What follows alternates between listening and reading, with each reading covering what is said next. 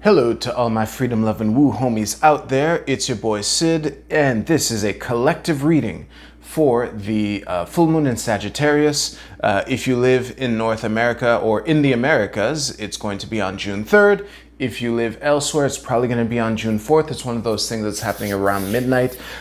For this reading, I will be doing a 7-card horseshoe spread. If you were expecting a tableau and you didn't watch it, I will leave a time-stamped link in the description as to why I'm switching it up for this. But we shall see what we have. And as usual, I have 3 cards to the side here, which you can choose which 1, 2, or 3 resonate with you the most. So for those of you who are not familiar with the way I use the horseshoe spread, which is everyone, I'm going to name the positions as I flip them over. And then I'm going to stare at these a bunch, and then we'll see what we have. So in the past, we have the 9 of Wands. In the present, we have the 8 of Coins reversed. The known factors is the 10 of Coins reversed. Us is the Ace of Swords, okay. Unknown factors, we have Strength, that's nice. Advice, we have the King of Swords reversed, very interesting. And in potential outcomes, we have the Queen of Wands reversed with the 2 of Swords at the bottom of the deck. Obviously, I didn't frame this right. Let me just do this. Yeah. This was how I planned it. And it's still a bit tight.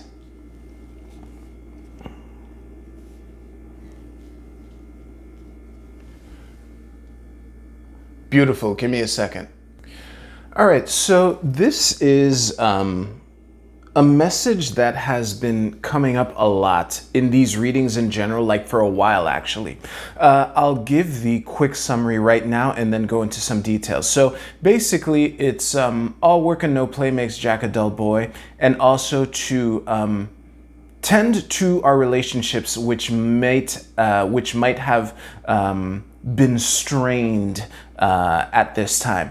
And the funny thing is, a lot of this ties into this 10 of Coins reversed here. The main way I usually read the 10 of Coins is like the big why, the big dream. And when it comes up in reverse, I often see it as an invitation to reconnect with your big why. However, that is not the angle of it that came to the forefront here. I'm glad I threw it out at the top because that might be the case for some of you. But really, the aspect of this card that really came to the forefront for me was the notion of gathering, party, family. You know, a close, tight-knit group of people gathering together in celebration and abundance and all that great stuff. So, and that also reinforced by the complete absence of water in this reading. Of course, with fewer cards, I don't want to go into that rant, but the fact that there are no cups or water or any emotion in this reading at all also ties into this King of Swords reversed as an advice card, which gave me a big clue as to what the rest of this reading was. But yeah, it's I think that as a movement, the temptation to want to advance our agenda, because we do have an agenda, like the notion that we don't is ridiculous. We have an agenda, and you know, it's for freedom and love and harmony and all that great stuff. Most of us have fallen so far in the us versus them enemy mentality over these last 3 years that we might have lost sight of what the main mission is supposed to be. But that is like what people that I'm aiming for with these readings anyway, the agenda that we want to advance. And sometimes when we just, you know, keep hammering on and on and on at this mission, we can kind of get lost and lose sight of some of the things that matter, which is even if we even if we manage to create a world of complete freedom, but all our friends and loved ones hate us and they see us as that guy or that person who keeps talking about how, you know, that German guy wants to make us eat bugs and they're fucking tired of hearing us talk about it all the time, then what good is it, you know? So that is also a message of the King of Swords here, which we'll get back to this. Now, the blend of the Ace of Swords and the Strength card where they are here. So this is us, this is the unknown factors. Like,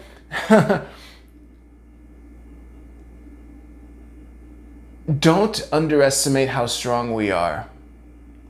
And I think that the need to, you know, present facts and evidence and logic to people, that might come from a place of not being reliant enough on the fact that everything that we've learned to make it to this point so far is kind of proof in and of itself that we're onto something. Hopefully the people that are closest to you, the people that you're kind of being invited to rekindle and nurture those relationships with, haven't completely, you know, hopefully those bridges aren't completely burned. But for those of them, for those of you who have people, and I assume it's most of us, who that the paths have kind of strayed apart, and maybe some tension has been has built up, even in the unspoken words and shit like that. I'm sure that it's easy to make the case that we weren't completely crazy.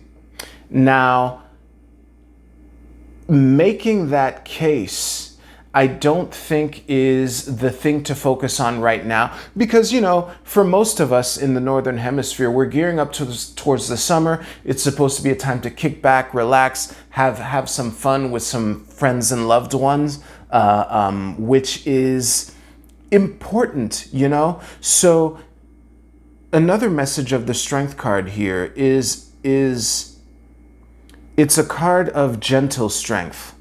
You know, the traditional card, which this is alluding to in different ways. It's a woman like taming a lion with her bare hands. Here, she has the strength of a lion and she's taking care of this lamb, like with all the gentleness that is implied in this card, you know? So whatever fruits of ideas, whatever new ideas or moments of clarity represented by this Ace of Swords, it's good that we have it, but it's time to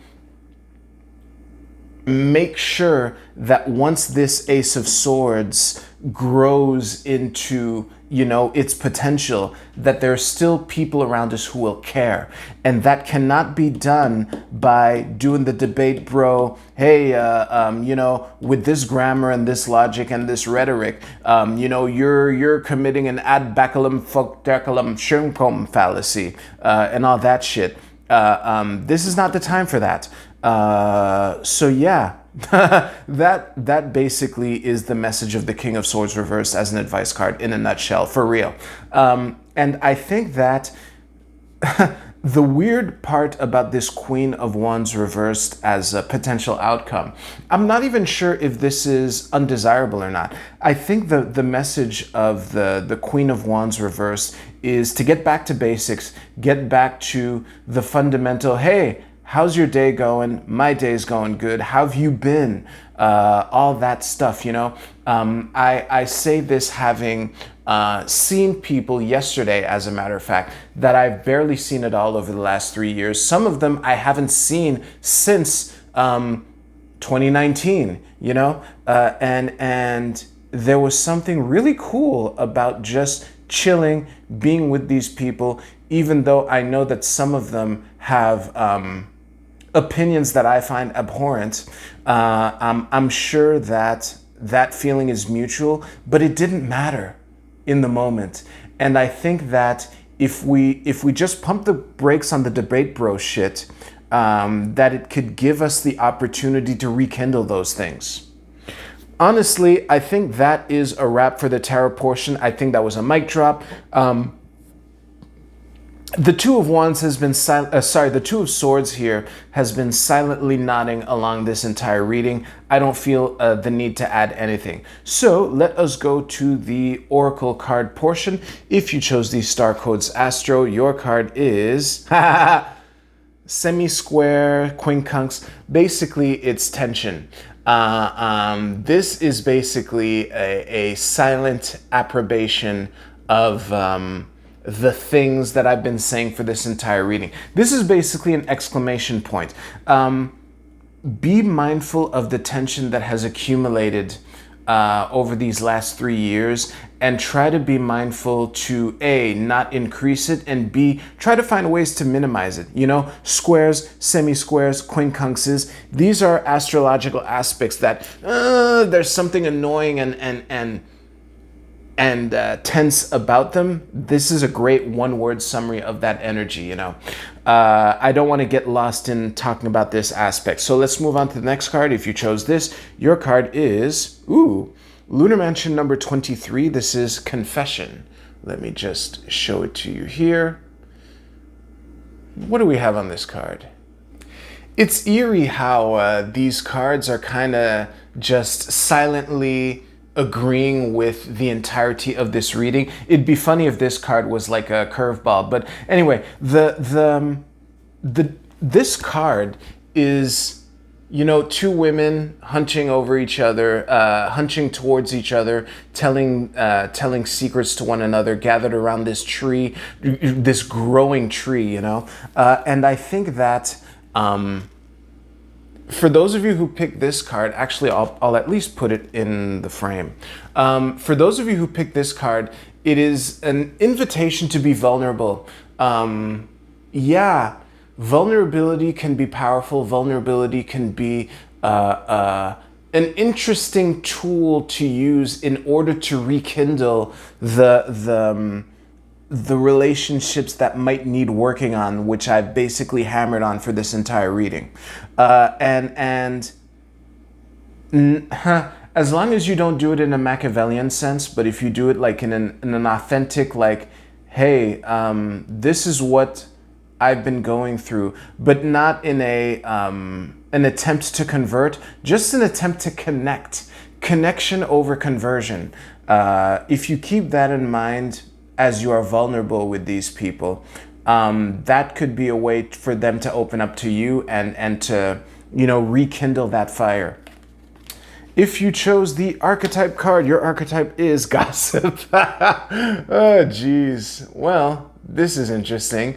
The light attribute is awakens consideration for the feelings of others, honoring trust.